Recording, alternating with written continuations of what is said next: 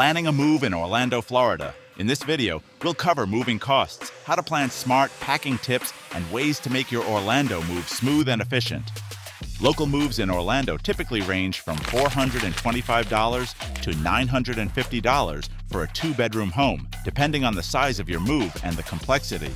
Hourly rates can vary based on the number of movers needed, the amount of labor, and the time of day. Long-distance moves are usually priced based on the weight of your belongings and the distance traveled. Additional services like packing or storage will increase the cost. Building access is important. Stairs, elevators, or long hallways can affect time and cost. Scheduling matters. Skis and install on weekday or off-peak moves often cost less than weekend or peak season moves. Seasonal demand can also impact price. Summer is typically the busiest moving season in Florida.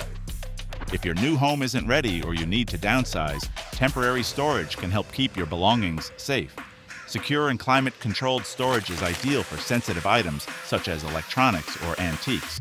Coordinate timing for storage delivery and pickup to ensure a smooth process. Declutter before packing. Fewer items means lower moving costs. Pack lightweight or non-fragile items yourself, leaving heavy and delicate items for the movers.